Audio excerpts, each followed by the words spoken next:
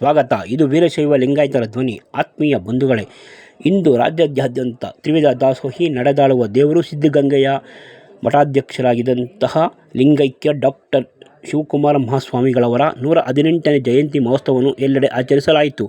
ಇಂದು ಬೆಂಗಳೂರು ನಗರದ ಪ್ರಮುಖ ಭಾಗವಾದಂತಹ ರಾಜಾಜಿನಗರದ ಮುಖ್ಯ ದ್ವಾರದಲ್ಲಿರುವ ನಡೆದಾಡುವ ದೇವರು ನಿಂತಿರುವ ಅವರ ಪ್ರತಿಮೆಗೆ ಮಾಲಾರ್ಪಣೆ ಮಾಡುವ ಮೂಲಕ ಶಿವಕುಮಾರ್ ಸೇವಾ ಚಾರಿಟಬಲ್ ಟ್ರಸ್ಟ್ 118ನೇ ಜಯಂತಿಯನ್ನು ಆಚರಿಸಲಾಯಿತು.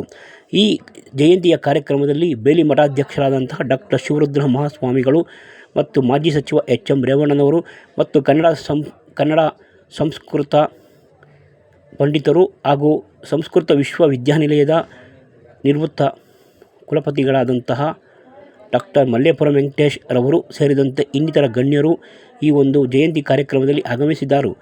ಶಿವಕುಮಾರ್ ಚಾರಿಟಬಲ್ ಟ್ರಸ್ಟ್ನ ಅಧ್ಯಕ್ಷರಾದಂತಹ ವೆಂಕಟೇಶ್ ಗೌಡ ಹಾಗೂ ಕನ್ನಡ ಚಳವಳಿನ ಮುಖಂಡರಾದಂತಹ ಪಾಲ್ನೇತ್ರವರು ಈ ಕಾರ್ಯಕ್ರಮವನ್ನು ಆಯೋಜಿಸಿದ್ದರು. ಈ ಕಾರ್ಯಕ್ರಮದ ನಂತರ ಅನ್ನದಾನವನ್ನು ಸಹ ಏರ್ಪಡಿಸಲಾಗಿತ್ತು. ಈ ಕಾರ್ಯಕ್ರಮದ ಬಗ್ಗೆ ಪಾಲ್ನೇತ್ರರವರು ವೀರಶೈವ ನ್ಯೂಸ್ನೊಂದಿಗೆ ಮಾಹಿತಿ ಹಂಚಿಕೊಂಡಿದ್ದಾರೆ. ಅವರು ಏನು ಹೇಳುತ್ತಾರೆ ಕೇಳೋಣ ಬನ್ನಿ. ನಮ್ಮೆಲ್ಲರ ಆರಾಧ್ಯ ಗುರುವರಿಯರು ಸಿದ್ಧಗಂಗಾ ಕ್ಷೇತ್ರದ ಕ್ಷೇತ್ರಾಧಿಪತಿಗಳಾಗಿ ಸದಾ ನಿಮ್ಮೆಲ್ಲರಿಗೆ ಆಶೀರ್ವಾದ ಮಾಡುತ್ತಿದ್ದಂಥ ಪರಮಪೂಜ್ಯ ಡಾಕ್ಟರ್ ಶ್ರೀ ಶಿವಕುಮಾರ ಮಹಾಸ್ವಾಮಿಗಳವರ 118ನೇ ಜಯಂತಿ ಸಮಾರಂಭವನ್ನು ಡಾಕ್ಟರ್ ಶಿವಕುಮಾರ ಸ್ವಾಮಿ ಚಾರಿಟಬಲ್ ಟ್ರಸ್ಟಿಂದ ಇವತ್ತು ಅತ್ಯಂತ ಯಶಸ್ವಿಯಾಗಿ ಅದ್ದೂರಿಯಾಗಿ ಇಲ್ಲಿ ಕಾರ್ಯಕ್ರಮ ನಡೆಯಿತು. ಬೇಲಿ ಮಠದ ಪರಮಪೂಜ್ಯರಾದ ಶಿವಾನುಭವ ಚರಮೂರ್ತಿ ಶಿವರುದ್ರ ಮಹಾಸ್ವಾಮಿಗಳವರು, ಸರ್ಕಾರದ ಮಾಜಿ ಸಚಿವರಾದಂಥ ಶ್ರೀ ಎಚ್.ಎಂ. ರೇವಣ್ಣನವರು, ಅದೇ ರೀತಿ ವಚನಪಿತ ಹಾಗೂ ಅಳಕಟ್ಟಿ ಸಂಶೋಧನಾ ಕೇಂದ್ರದ ಡಾಕ್ಟರ್ ಮಹಾಂತೇಶ್ ವೀರಧರವರು ಈ ಕಾರ್ಯಕ್ರಮದಲ್ಲಿ ಪಾಲ್ಗೊಂಡಿದ್ದರು.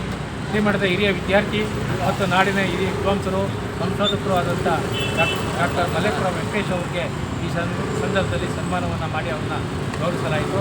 ಅದೇ ರೀತಿ ಈ ಕಾರ್ಯಕ್ರಮದಲ್ಲಿ ನಮ್ಮೆಲ್ಲರ ಆತ್ಮೀಯ ಮಿತ್ರರಾದಂಥ ಶ್ರೀ ಜೆ ಹುಚ್ಚಪ್ಪನವರಾಗಿ ಅನೇಕ ಸಂಘ ಸಂಸ್ಥೆಗಳ ಮುಖಂಡರುಗಳು, ಸಮಾಜದ ಮುಖಂಡರುಗಳು ಮತ್ತು ಕನ್ನಡಪರ ಹೋರಾಟಗಾರರ ಕಾರ್ಯಕ್ರಮದಲ್ಲಿ ಪಾಲ್ಗೊಂಡಿದ್ದು, ಇವತ್ತು ನಮ್ಮೆಲ್ಲರಿಗೂ ಆರೋಗ್ಯರಾಗಿರುವಂಥ ಪರಮಪೂಜ್ಯ ಡಾಕ್ಟರ್ ಶಿವಕುಮಾರ ಮಹಾಸ್ವಾಮಿಗಳು ಅಕ್ಷರ ಅನ್ನ ಆಸೆಯಲ್ಲಿ ಲಕ್ಷಾಂತರ ಮಕ್ಕಳ ಜಾಗೃತವಾಗಿದೆ. ಸದಾ ಸಮಾಜಮುಖಿಯಾಗಿ ಇರುವಂಥ ಪೂಜ್ಯರು ನಡೆದಾಡುವ ದೇವರಾಗಿ ನಮ್ಮೆಲ್ಲರಿಗೂ ಇಂದಿಗೂ ಮುಂದಿಗೂ ಶುಭಾಶೀರ್ವಾದವನ್ನು ಸ್ವೀಕರಿಸುತ್ತಾರೆ. ಪೂಜ್ಯರನ್ನು ವರ್ಣಿಸಲು ಅಸಾಧ್ಯ.